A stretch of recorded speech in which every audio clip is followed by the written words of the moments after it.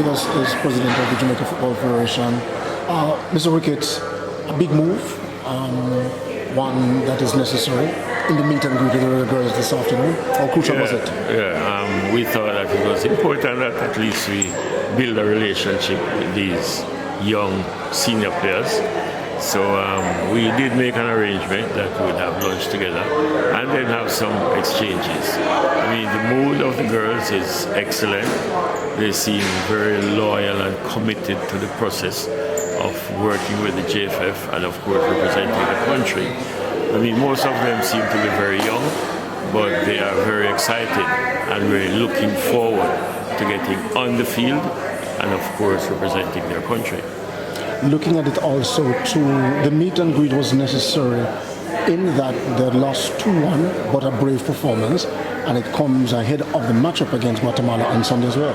I think to say it's brave is an understatement because, I mean, I was pleasantly surprised that we were so very competitive against a team that is coming from the World Cup.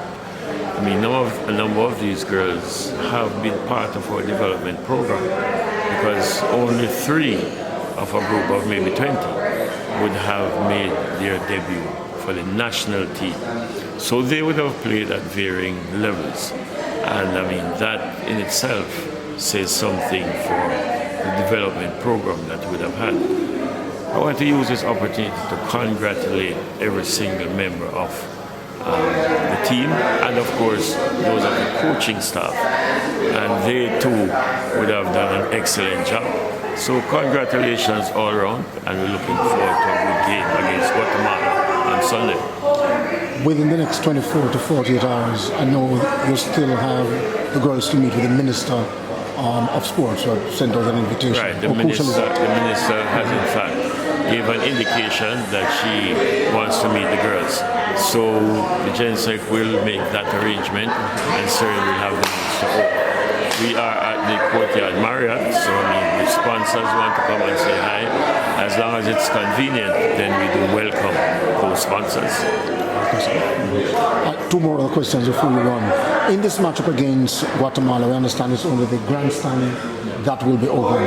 All right, use an opportunity to implore the Jamaicans to come out. Of course, I want to use the opportunity to ask of Jamaica to support these girls. They are young, they're very excited, and they're intent on doing well. So I just want to ask of every single football loving Jamaica to come out and support them. Give them, I mean, that extra shout, that extra encouragement, so that it's part of the rebuilding process.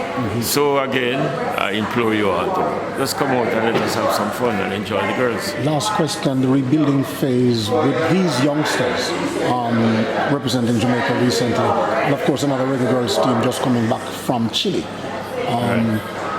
What is foundational in their development going forward now?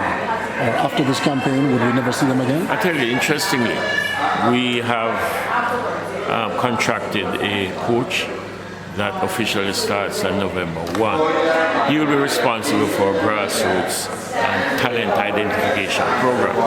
So that would fall in line with our development programs. So like I've said, he starts on November 1.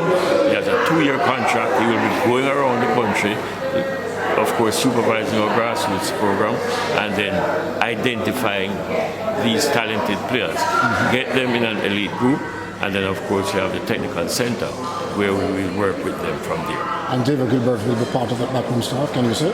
I am sure, yes, indeed. Yeah. He is here already. The contract has been signed.